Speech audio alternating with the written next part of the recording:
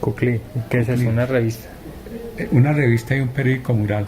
Iba a las escuelas primarias de Colombia. Es el proyecto de divulgación del conocimiento más grande que se ha hecho en Colombia en los años 90. Sí, finales de los 80, principios de los 90. Sus mercedes, estamos en la Universidad Nacional de Colombia con el profesor Julián Betancourt y vamos a hablar de un tema que a muchos de ustedes apuesto que no saben y es la historia de la divulgación científica en Colombia. Muchas gracias, Julián, por participar en Ciencia Café para su merced.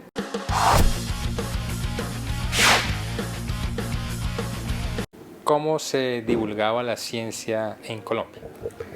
No, había muchas cosas, ¿no? Digamos, yo recuerdo que El Tiempo tenía una columna dedicada a periodismo científico.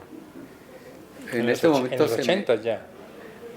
70, 70. sí, y él es posible que hubiera venido desde los 60, esta persona. Se me olvidó el nombre, ¿cierto? Pero él escribió algo así como Bocadillos del Conocimiento, Bocadillas de la Ciencia, en El Tiempo. Sí, ¿Y era una sección fija o era una columna? No, era una sección fija. También quizás fue en el 68, vino una exposición de Francia, si no estoy mal, del Palacio del Descubrimiento. Hay que decir también que Conciencias, que surge quizás 68-69 como un instituto de fomento de la ciencia, pues también se va a preocupar de este tipo de cuestiones, ¿no? Y el planetario ya había, me imagino. Sí, en esa época surge, a finales de los 60 surge todo esto, ¿no? La necesidad por parte de lo que podíamos llamar en ese momento la comunidad científica, que era muy frágil y muy poco numerosa, por ir más allá de las cuatro paredes donde se hacía la ciencia en Colombia, y desafortunadamente se sigue haciendo. Claro. ¿Sí? Y eso, digamos, es como el inicio de muchas cosas, de fortalecimiento del periodismo científico, del fortalecimiento de asociaciones. ¿En qué consiste el museo? Bueno, el museo es una cosa bien curiosa. Lo creamos cuando nosotros no sabíamos nada de museos. Y estábamos haciendo, digamos, yo en el año 80 estuve haciendo una pasantía de investigación en el Instituto de Física del UNAM. Se supone mi especialidad es crecimiento de cristales, ciencia de materiales, ese tipo de cosas. Entonces yo estaba allá y Héctor Rivero, mi tutor, me dijo: Julián, quiero que conozcas algo que estoy haciendo, ¿no? Tenía una sala como demostraciones en otro lado que se llamaba el Centro de Instrumentos. Y entonces fui allá y eran experimentos diseñados por él muy buen diseñador de experimentos, no solamente didácticos, sino dentro de su experticia investigativa, es muy bueno. Y entonces fuimos allá y yo dije: oiga, chévere tener algo de esto en la Nacional, de golpe más abierto a un público en general. Cuando vine de esta pasantía, como de 3 meses allá, traje la idea y, oiga, y empecé a convencer, porque no hacemos una sala de demostraciones, ¿no? Con cosas que vayan más allá de los experimentos de laboratorio, que entre otras cosas eran muy aburridos. Sí. ¿Sí? Y empezamos a trabajar cosas que sorprendieran. Yo le había conocido a Héctor muchas cosas sorprendentes, entonces si eran sorprendentes en México, aquí en nuestro medio también iban a ser también muy sorprendentes, y empezamos por ahí. Realmente escribimos un proyecto a Colciencias y como segunda fase, pero eso era un bluff, era una carreta. Decíamos que la segunda fase de la sala de demostraciones era un museo de ciencias que no existía en Colombia. Sí, para que vieran, estos tipos piensan en grande, ¿sí? Tienen aquí en su mente todo este problema, etcétera, etcétera. Pero era más un caretazo. Sí. Bueno, pasaron el tiempo y alguna vez me llaman de Colciencias: don Julián, usted alguna vez escribió que en este proyecto, que tampoco no lo habían financiado, hay previsto un museo de ciencias.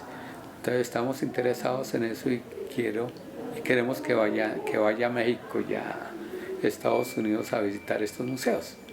Entonces fui a visitar museos como experto en museos de ciencia que no conocía.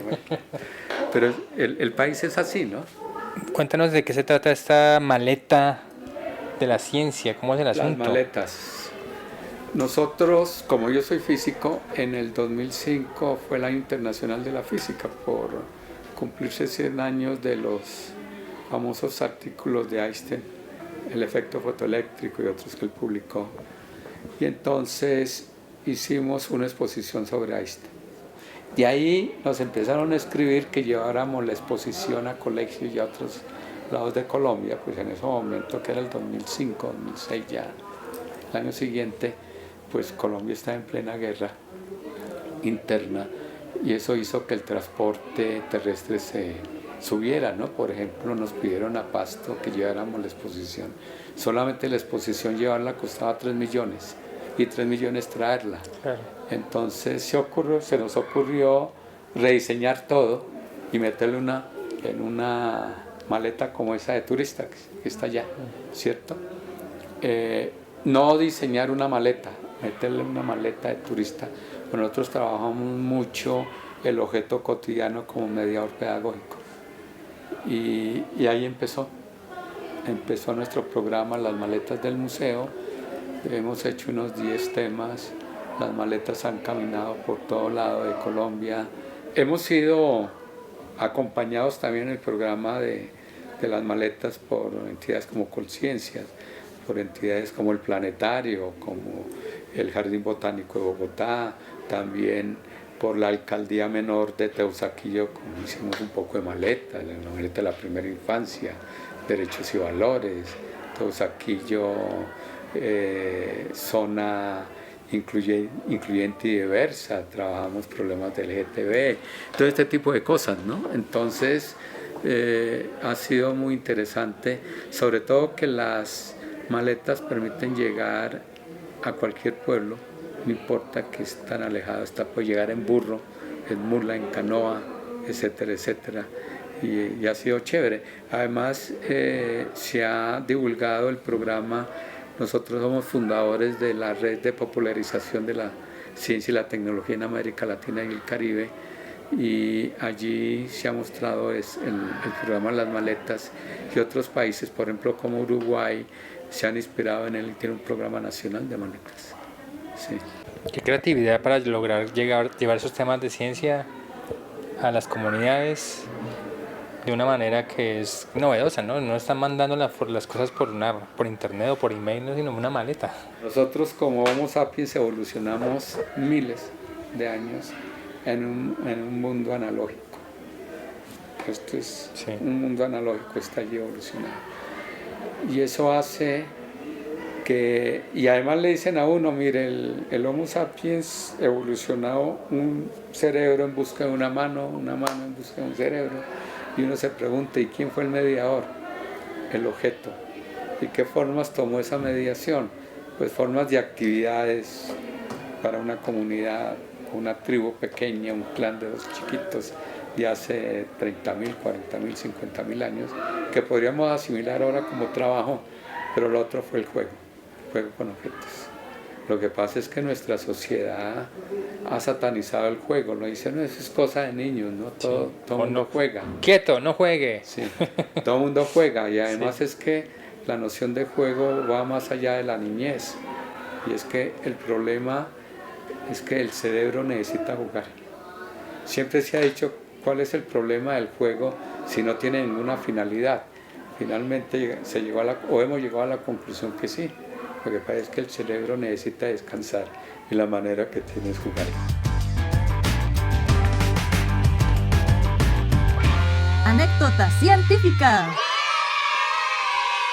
Cuando iniciamos con el museo, nosotros íbamos a pueblos, a ferias y fiestas de pueblos, digamos, con nuestras cosas del museo, que eran realmente las primeras, el primer diseño de las cosas que hacíamos era muy sencillo, eran cosas de madera, y eran cosas por ejemplo, de cuerdas. Entonces llegamos muy tarde a montar.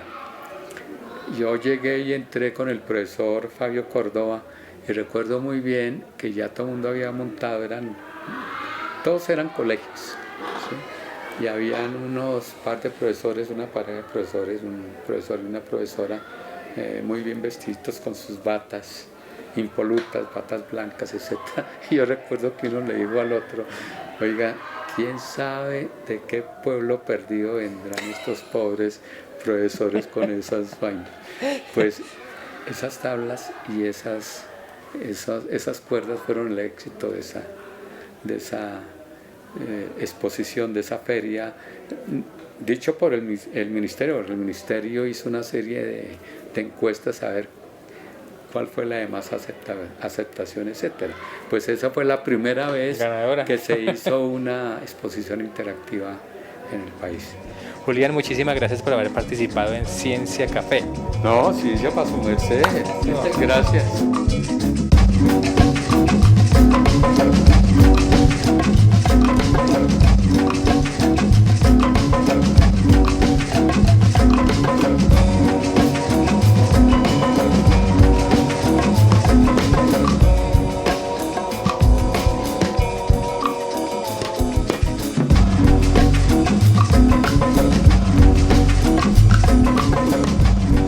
Si quieres ser notificado cuando salga un video nuevo, suscríbete a nuestro canal oprimiendo el botón rojo y después la campanita.